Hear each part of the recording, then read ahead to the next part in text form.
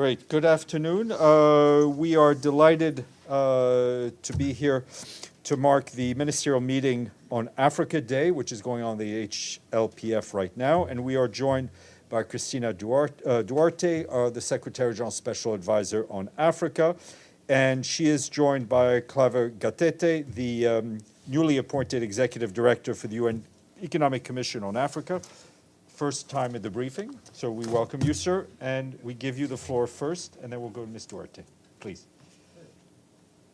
Yeah, thank you very much. Really, it is an honor to be here, especially on this Africa Day, when we are here just for the high-level political forum and also discussing the Summit of the Future, because we are here to look for solutions for Africa.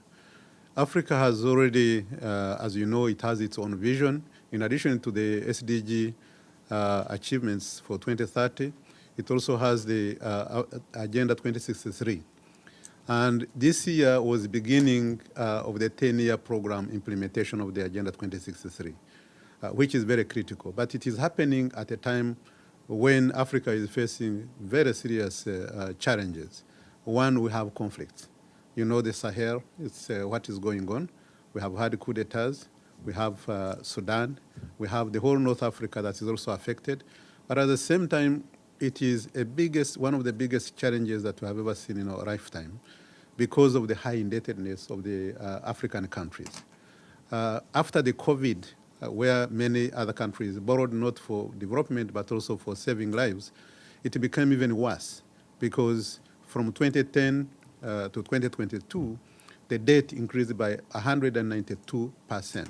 That's the highest ever.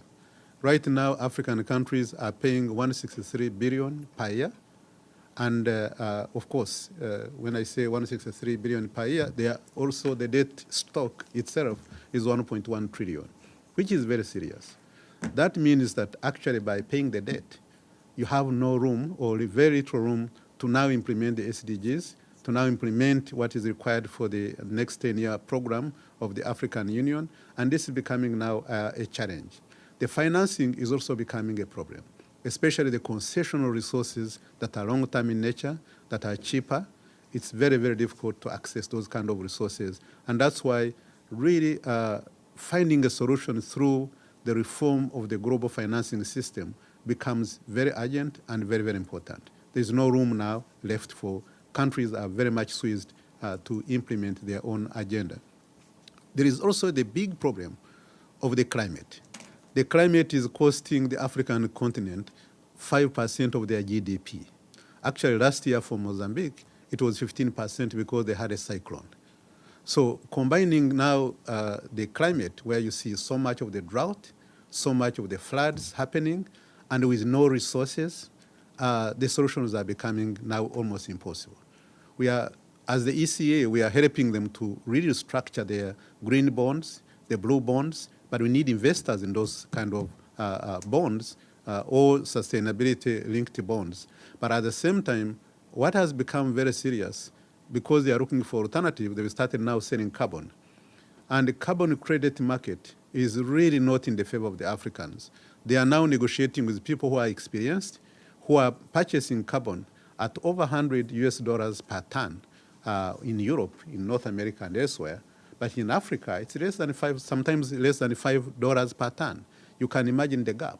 So we are assisting them to find a system to have the registries that are assisting them really to be able to negotiate properly, if I may call it that way. Because at that point, we have done it for the Congo Basin Initiative. We have done it for we are now doing it for the island states, and now we are projecting that we also need to take on the countries in the West, in the Sahel. So they are facing a lot of problems in terms of debt, in terms of financing, and also in terms of the climate. And that's why the Summit of the Future is so critical, especially the reform of the international financial architecture, the Financing for Development Conference preparatory meeting that is taking place next week in Addis Ababa is going to become very critical, where we discuss the challenges, where we discuss the solutions as we move to Spain next year, in mid-next year, to discuss really and take decisions on the financing for development. There are also, of course, social security problems, because if you don't have enough resources to finance the social safety net, it becomes also a very serious problem. And that's why the social summit next year is also going to become very useful. So we are here at an opportune moment where we can now, this time, we know the reality. We know that it's not good. We know that also the implementation of the SDGs is also not really going very well. And that's why we are saying we need more resources. We need a relief in terms of the debt, but also we need to understand what we do to address the issues of climate, which is affecting almost everyone.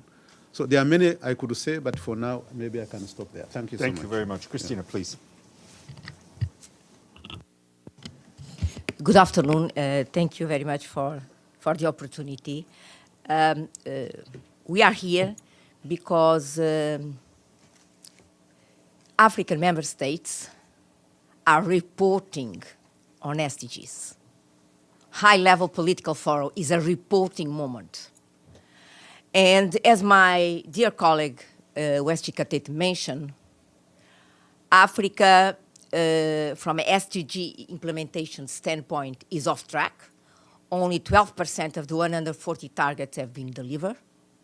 And he mentioned, in a very summarized way, the Africa's challenge: debt, climate, fiscal space. I would add policy space. I do believe that we reach a point that we need to understand the root causes of these problems. So we surf the wave toward the solution, a structural solution. And any conversation around SDG off track and all the problems that my dear colleague Gatete mentioned, in my opinion, has to do with something: lack of resilience.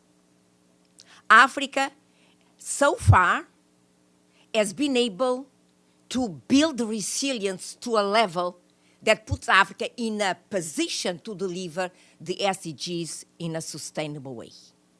MDGs have not been delivered, meaning Africa has not delivered resilience. This is the reason that basically together, OSA and ECA, we have been trying to deliver a narrative focused on three main axes. In one of them, maybe the most important one, is financing for development. We have been very clear: to deliver sustainable development, Africa needs to tackle a node sustainable financing. Africa needs to look inside and start understanding that the driver of financing for development should come inside. Resilience, the only way to build resilience. This is the reason that we have in the room three outstanding young Africans with us today. And I would like to take the opportunity to introduce them. Monica Malitz is a refugee youth leader. And Monica's commitment to education and advocacy has been outstanding. Monica, these three Africans with us in the room, they have a common denominator. They have been under very struggling situations, and out of these struggling situations, they have been able to craft their own path to success, which means to resilience. And they are three life examples that resilience can be built, yes, in the African continent. Besides the short-term solutions that are available, SDRs allocation, the need to create liquidity facilities to address the huge deficit in terms of fiscal space in Africa, I do believe that at the same time Africa needs to start tackling long-term solutions. And for me, debt is an example. Africa is in debt distress, as we have been saying, but not because it's over-indebtedness. No. I think we need to change that narrative. Africa is in debt distress. Data is there, cannot negate. But because Africa does not control its own economic and financial flows. Why? Weak country systems and weak institutions. It's time to start paying attention to intangible assets as important assets to deliver development. The second one is Vitor. Vitor is, among other things, is a warrior, is a fighter, but is a UN Goodwill Ambassador and member of the UNHCR Global Advisor Group, and there's also a quite amazing journey from resilience to success. And we have with us Victoria, that has been recently appointed chair of the United Nations Voluntary Trust Fund Board for 2024. They are here in this room because they will be available to your questions, not only me and my dear brother Gatete, but also these three young, resilient African voices. Thank you. Thank you very much. We'll take some questions. Gabriel, please, Al Jazeera. And then. Hello, thank you very much for the briefing to both of you. My name is Gabriel Elizondo from Al Jazeera English News Channel.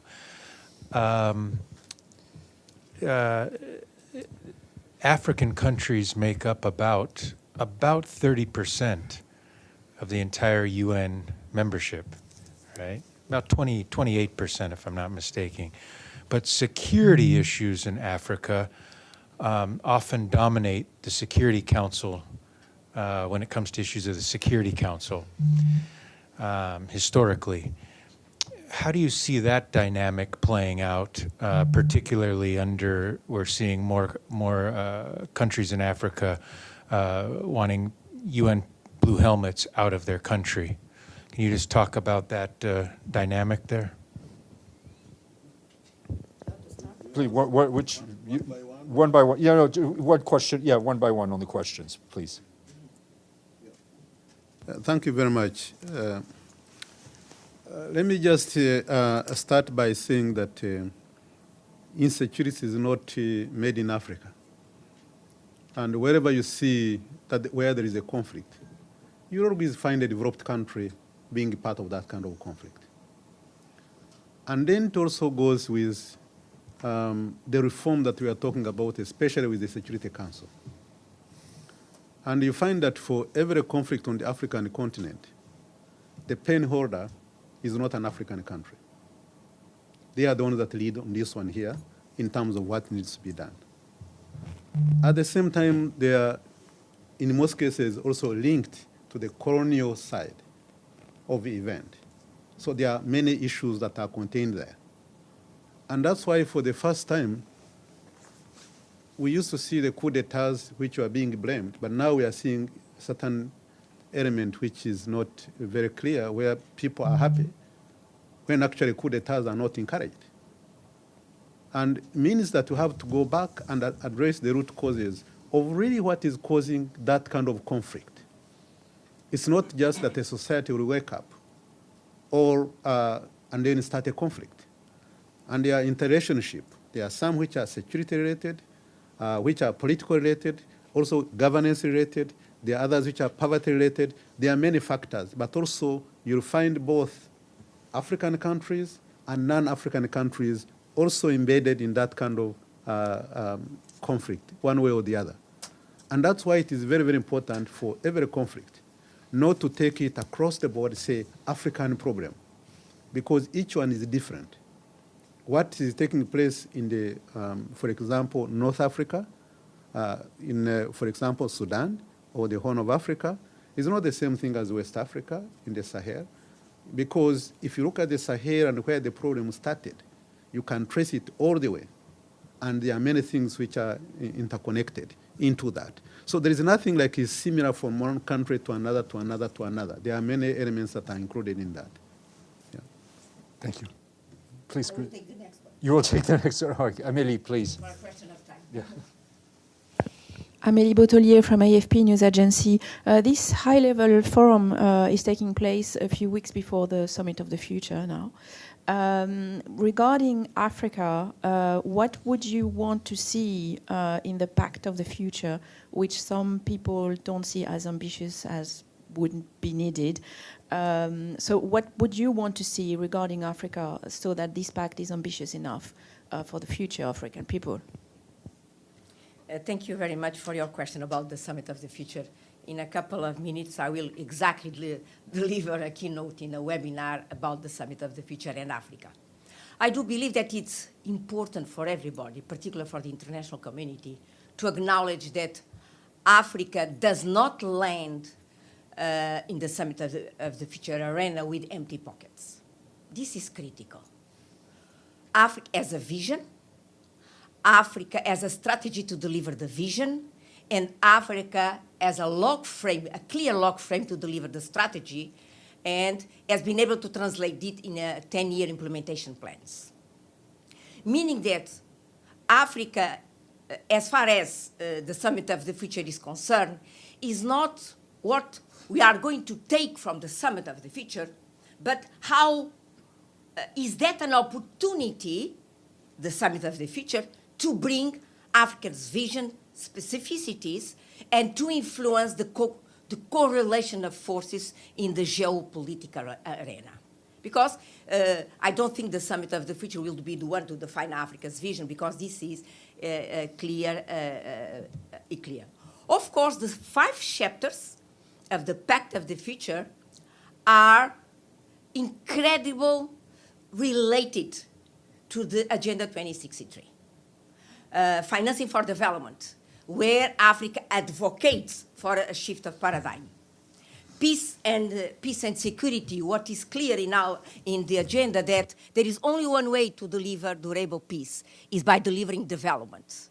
If we move to, for example, youth and next generations, it is clear for African and for African policy makers that in the next 25 years, young population in Africa will be growing by 73%, and the rest of the world only by 6%. So the epicenter of demographic evolution will be in Africa. Working population, labor market, etc., etc. Of course, for that weapon, then you have the last chapter, global governance, and this is what my dear colleague Gatete mentioned. There is the strong Secretary General's response in terms or narrative in terms of the need to change the international financial architecture to make it more fitable from a development standpoint. But I do believe that it's clear that Africa and African member states are more than ready to land on Summit of the Future with clear ideas, clear proposals, and to craft a place in the geopolitical arena that Africa deserves as a global player. Maybe if I can add. Yes, please. Yeah, thank you so much. You know that for the Summit of the Future, there are 5 areas. One of them is the reform of the global financial architecture. And that one is very, very important, for example, when you talk about debt on the African continent, especially access to the concessional financing. Now, African countries, most of them, they are really in trouble in terms of accessing these resources because you cannot go on the market. In Africa, out of the 54 countries, you find 21 countries are not even rated. And then we only have 2 investment-grade countries. That's Mauritius and Botswana. The others, meaning that if you go to the market, you cannot get a good return. You cannot borrow from the market. You have to borrow at a very high cost. And the alternative is now to borrow in the country. And if you do that, you crowd out the private sector. Now, you don't have much alternative, especially. We know some countries who are paying 60% of their budget, paying for debt, and this is not really sustainable. It's not acceptable, it's not sustainable, and there must be a solution. So that's why a good discussion and identifying these kind of issues is something that is very useful for the international community to understand that we need to do things differently. We need to find a solution. We know that of course the G20 common framework is not working. It has some issues, and it's not solving all the problems. We need to reform it. We need to find a solution, as we used to have during the HIPIC initiative. And the issue now of the SDGs, yes, very good to talk about SDGs. Okay, if you don't have fiscal space, where do you get the money? After paying the loan, how much is left to cater for the rest? We'll be deceiving ourselves. And then also, how do you finance education? How do you finance health? We have over 57 countries in Africa, 57% really paying more on debt than education and health itself. Now, if you look at this situation, is this sustainable? Can we talk about the SDGs? That means there is something that we need to fix for us, because African countries need like 1.3 trillion per year to address the issues of SDGs. But how much are they getting?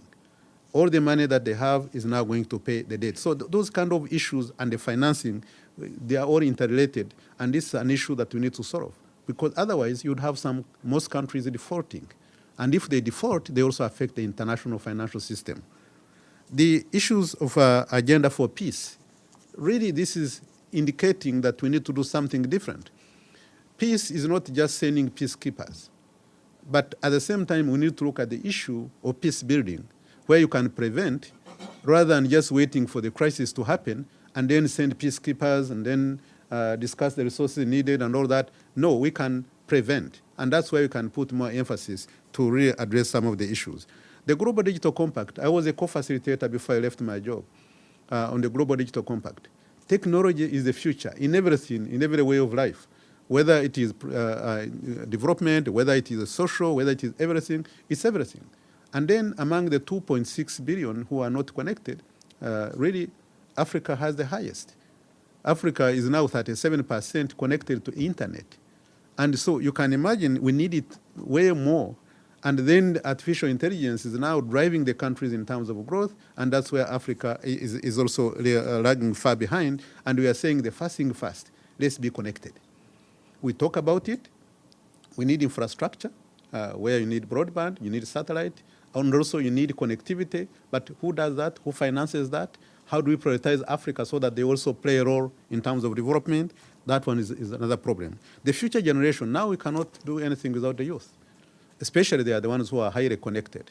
And for us to have sustainable development, not to have problems in the future, the youth have to be included. You can no longer avoid them. They are part of the society, and that's the only way you can move from one generation to another. So we believe that this summit is really exposing many things. At least it's having people together to discuss it, and then once we come up with a pact of the future, at least there will be some key elements that people can start on, not only implementing, but also they are also feeding into other processes that are coming next year, especially the financing for development. But I wanted just to go back one point that my sister mentioned here, that in terms of sustainability, somehow you need to help the countries to develop their domestic resource mobilization. And once we fix it, the illicit financial flows that we are talking about, the application of technology for the taxation and other things. Now, the money which is leaking outside, this time we can reduce it significantly. Africa loses about 86 billion per year in terms of illicit financial flows. So you can imagine this is not sustainable. Even for the little money that we have, it's leaking. And now, if you also add it to the 15.8% of the tax to GDP ratio, which is the lowest anywhere, really you find that there's not much room for African countries to make progress in terms of financing their own development. So assisting them in terms of domestic resource mobilization, but also developing the capital market, which provides long-term resources for the private sector, is something that is very helpful, that can help the countries this time to be on their own feet and grow their own economies. Thank you so much. Great. Thank you very much. I don't see any other questions. Just Monica Grayley will be here now to brief you on behalf of the PGA. And thank you very much to our guests. Thank you very much.